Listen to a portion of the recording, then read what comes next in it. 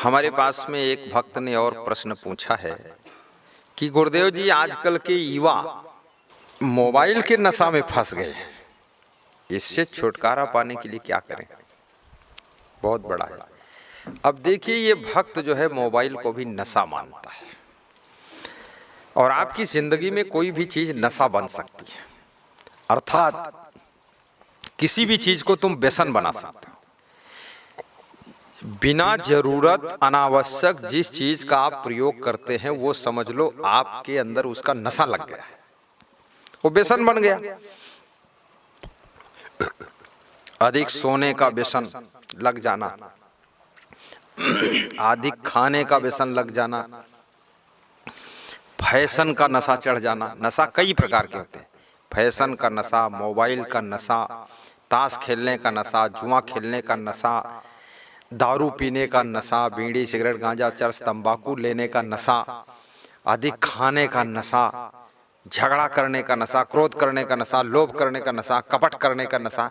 जो जिसके ऊपर नशा चढ़ गया, नशा का मतलब फिर नाश करके ही मानेगा तुम्हारा। तो मोबाइल एक अच्छी चीज है, लेकिन जिसको जरूरत है उसी को रखना चाहिए। जिसको जरूरत नहीं उसको मोबाइल रखना नहीं चाहिए, और जिसको कम जरूरत है उसको जो है मोबाइल बटन वाला ही रख लेना चाहिए। ये टच स्क्रीन का मत रखो। टच स्क्रीन में जो है बहुत कुछ फालतू चीजें भी आती हैं, और यदि आपको टच स्क्रीन के मोबाइल की आवश्यकता है तो उसका सदुपयोग कीजिए। जैसे हमारे धर्माधिकारी हैं सीलकर जी, तो ये मोबाइल में केवल जो है मुझे लगता है या तो कभी हमसे बात कर लेते हैं महीने में एक बार, और या किसी संत का फोन आ गया तो महीने में 10 बार से ज्यादा इनकी बात नहीं होती। और उसमें देख लेते हैं हमें किस रूट से जाना है, रास्ता देख लेते हैं और नेविगेशन चालू करके, और साथ में उस मोबाइल में प्रवचन को कवर कर लेते हैं, श्रोताओं की फोटो खींच करके व्हाट्सएप करते हैं और साथ में फेसबुक पे डाल देते हैं। बस इतना ही काम लेते हैं। 1 घंटे से ज्यादा मोबाइल इनका यूज नहीं होता है इनके उसमें। अब इस तरह से, हालांकि हमारी जमात के प्रमुख संत हैं, श्रेष्ठ संतों में से हैं, अच्छे हैं, योग्य हैं। मोबाइल में आप गलत प्रयोग अगर उसका करते हैं तो मोबाइल में जैसे गाना सुनते हैं, कितने नवयुवक लड़के ऐसे हैं कमरा बंद कर लेंगे और अंदर जो है रात भर गाना सुनेंगे, फिल्म देखेंगे, खूब डांस देखेंगे, खूब कुकर्म देखेंगे, बड़े खुश होंगे। फिर सुबह बाहर क्रोध में निकलेंगे, नींद पूरी हुई नहीं, माता पिता दरवाजा खटखटा रहे उनका कि उठ, तो उठता है अंदर से कुंभकर्ण, रावण उठा है। अब रावण जो है सबको क्रोध में जलाकर भस्म कर देगा। तो ये रात भर जागने से स्वास्थ्य भी खराब होता है, और पर्याप्त ना सोने से सिर दर्द होता है, पेट भी खराब होता है, पेट में कॉन्स्टिपेशन होता है, और मोबाइल का दुरुपयोग करने से बुद्धि भी कम हो जाती है। अधिक इसको चलाने से जो है दिमाग भी कमजोर हो जाता है। इसलिए मोबाइल का दुरुपयोग ना करें, और साथ साथ में मोबाइल में गंदी फिल्में मत देखें। मोबाइल है भी अगर आपके पास में तो उसमें प्रवचन सुनिए, प्रवचन से आपका आचरण शुद्ध होगा और प्रवचन से आपका सुधार होगा। मोबाइल में हमारा भी प्रवचन आता है। मैं ऐसा नहीं कहता हूँ कि आप हमारा ही प्रवचन सुनो, जिसका पसंद है उसका सुनो। आप कोई भी साबुन लगाओ, मैल धुल जाएगा तुम्हारा। स्नान करो, चाहे इस हैंडपंप के जल से करो चाहे उससे करो, लेकिन ये देख लो जिस हैंडपंप का जल ज्यादा निर्मल हो उससे कर लो, जो साबुन ज्यादा मैल काटता उससे कर लो।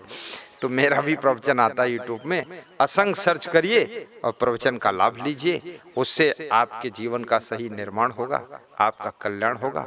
और युवाओं से मैं कहूँगा अपनी शक्ति को पहचानो, शक्ति का सदुपयोग करो। ये मोबाइल का दुरुपयोग करके अपने जीवन के भविष्य और भाग्य को मत बिगाड़ो। आप बहुत महान बनने योग्य हैं और काफी धनवान बनेंगे और आगे बढ़ेंगे, आपकी उन्नति होगी, आपका कल्याण होगा।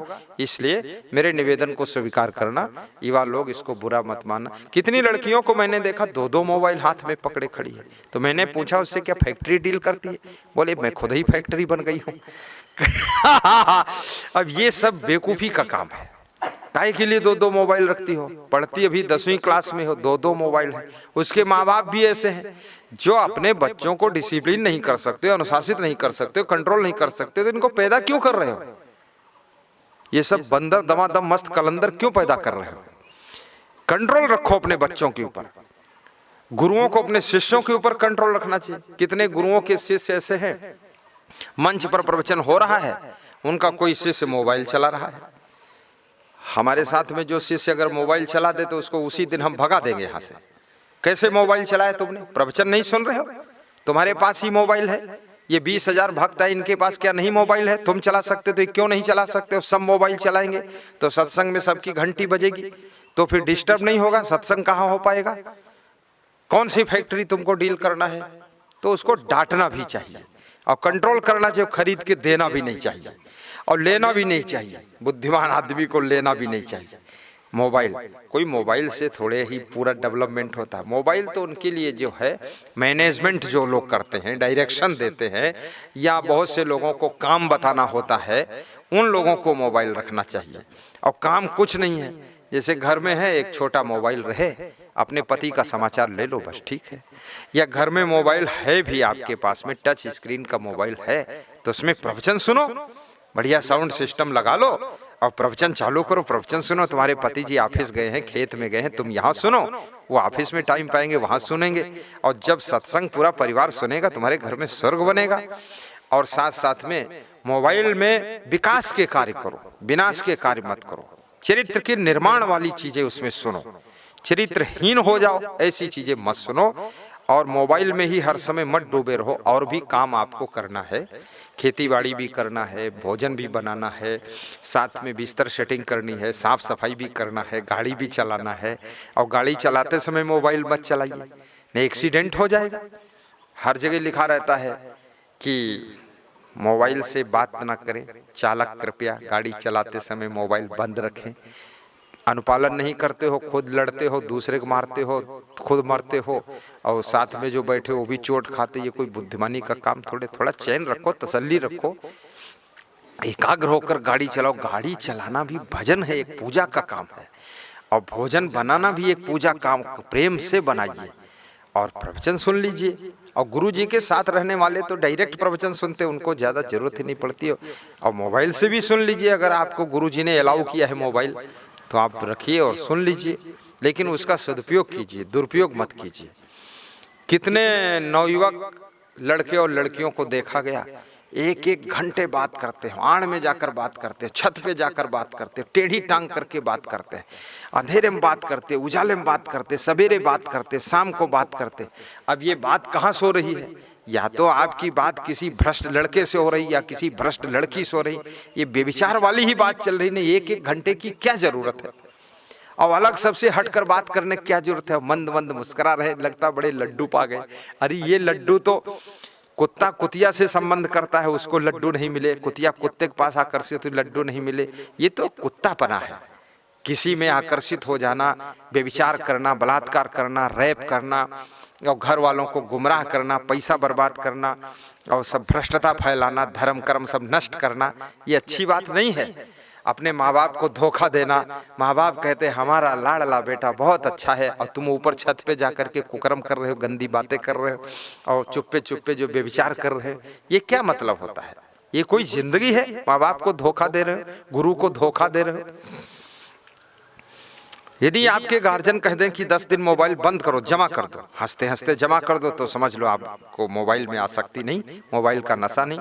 आपके गुरु ने कहा तो मोबाइल मत रखना, तो मत रखो, तो समझ लो आपने मोबाइल के नशा से मुक्त हैं आप, कोई लफड़ा नहीं है। तो ये मोबाइल के नशा में पढ़ करके कितने विद्यार्थियों की पढ़ाई चौपट है, और कितने लोगों का काम धाम चौपट है, और कितने साधुओं की साधुता भी चौपट हो गई है, खूब उसी में लगे हुए हैं। अब ये एक ऐसा कुसंग है जो एक छोटे से मोबाइल में ही सारा दृश्य आ जाता है। स्वयं विवेक नहीं करोगे तो अपनी जिंदगी को सड़ा डालोगे, बिगाड़ डालोगे। इसलिए स्वयं विवेक कीजिए और फालतू मोबाइल मत रखिए। और मोबाइल यदि जरूरत के लिए है तो जरूरत के लिए प्रयोग कीजिए, और गंदी चीजें मत देखिए। इस खोपड़ी में कितनी गंदगी भरी हुई है।